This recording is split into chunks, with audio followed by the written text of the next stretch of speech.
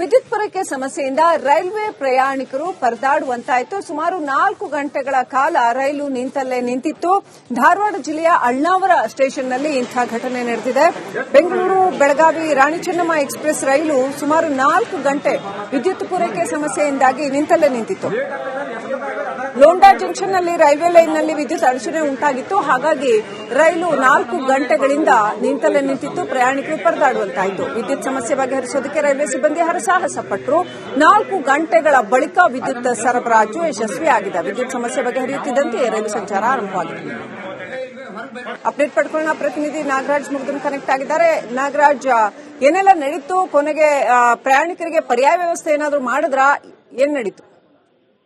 ಶ್ರೀಲಕ್ಷ್ಮಿ, ವಿದ್ಯುತ್ ಸಮಸ್ಯೆಯಿಂದಾಗಿ ಧಾರವಾಡ ಜಿಲ್ಲೆಯ ಅಳ್ನಾವರದ ರೈಲು ನಿಲ್ದಾಣದಲ್ಲಿ 2 ರೈಲುಗಳು ತಡೆ ಹಿಡಿದಿರುವಂತಹ ಸಮಸ್ಯೆ ಘಟನೆ ಕೂಡ ನಡೆದಿತ್ತು. ಬೆಳಗ್ಗೆಯಿಂದಲೂ ಕೂಡ ಬೆಳಗಾವಿ ಬೆಂಗಳೂರು ಎಕ್ಸ್ಪ್ರೆಸ್ ಮತ್ತು ರಾಣಿ ಚೆನ್ನಮ್ಮ 2 ಎಕ್ಸ್ಪ್ರೆಸ್ ಕೂಡ ಬೆಳಗ್ಗೆ 6 ಗಂಟೆಯಿಂದಲೂ ಕೂಡ ವಿದ್ಯುತ್ ಅಡಚಣೆಯಿಂದಾಗಿ ಅಳ್ನಾವರ ರೈಲು ನಿಲ್ದಾಣದಲ್ಲಿ ನಿಲ್ಲುವಂತಹ ಸ್ಥಿತಿ ಕೂಡ ನಿರ್ಮಾಣವಾಗಿತ್ತು. ಯಾಕಂದ್ರೆ ಬೆಳಗಾವಿ ಜಿಲ್ಲೆಯ ಲೋಂಡಾ ಜಂಕ್ಷನ್ ಇರತಕ್ಕಂತ ಲೋಂಡಾ ಜಂಕ್ಷನ್ ಅಲ್ಲಿ ವಿದ್ಯುತ್ ಸಮಸ್ಯೆ ಉಂಟಾಗಿತ್ತು. ಹೀಗಾಗಿ ಅಳ್ನಾವರ ರೈಲ್ವೆ ನಿಲ್ದಾಣದಲ್ಲಿ ರೈಲುಗಳು ನಿಲ್ಲುವಂತಹ ಸ್ಥಿತಿ ಕೂಡ ನಿರ್ಮಾಣವಾಗಿತ್ತು. ಹೀಗಾಗಿ ವಿದ್ಯುತ್ ಸಮಸ್ಯೆಯನ್ನು ಬಗೆಹರಿಸುವ ಸಲುವಾಗಿ ರೈಲ್ವೆ ಸಿಬ್ಬಂದಿಗಳು ಕೂಡ ಸಾಕಷ್ಟು ಹರಸಾಹಸವನ್ನು ಪಡುವಂತ ಕೆಲಸ ಮಾಡಿದ್ರು. ಆ ಬಳಿಕ ಲೋಂಡಾ ಜಂಕ್ಷನ್ ಅಲ್ಲಿ ಉಂಟಾಗಿರ್ತಕ್ಕಂಥ ವಿದ್ಯುತ್ ಸಮಸ್ಯೆಯನ್ನು ಪರಿಹರಿಸಿದ ಬಳಿಕ ಈಗ 2 ರೈಲುಗಳು ಕೂಡ ಸಂಚಾರ ಕೂಡ ಆರಂಭವಾಗಿರ್ತಕ್ಕಂಥ ಸದ್ಯ ಈಗ ಅಳ್ನಾವರದಿಂದ ಬೆಳಗಾವಿ 2 ರೈಲು ಕೂಡ ಸಂಚಾರ ಮಾಡ್ತಾ ಇರ್ತಕ್ಕಂಥ ಈಗ ಈ ಪ್ರಯಾಣಿಕರು ಕೂಡ ರೈಲಿನಲ್ಲಿರ್ತಕ್ಕಂಥ ಸಾಕಷ್ಟು ಪ್ರಯಾಣಿಕರು ಕೂಡ ಪರದಾಡುವಂತ ಸ್ಥಿತಿ ಕೂಡ ನಿರ್ಮಾಣವಾಗಿದ್ದು. ಜೊತೆಗೆ ಅಳ್ನಾವರ ರೈಲು ನಿಲ್ದಾಣದಲ್ಲಿ ರೈಲು ನಿಂತಿರ್ತಕ್ಕಂಥ ಹಿನ್ನೆಲೆಯನ್ನು ಪ್ರಯಾಣಿಕರು ಸಾಕಷ್ಟು ಆತಂಕ ಕೂಡ ಈಡಾಗಿರ್ತದೆ. ಈಗ ರೈಲ್ವೆ ಸಂಚಾರ ಆರಂಭವಾಗಿರುವುದರಿಂದ ಪ್ರಯಾಣಿಕರು ಕೂಡ ಈಗ ನಿಟ್ಟುಸಿರನ್ನ ಬಿಟ್ಟಿರ್ತಕ್ಕಂಥದ್ದು. ಶ್ರೀಲಕ್ಷ್ಮಿ, ರೈಟ್.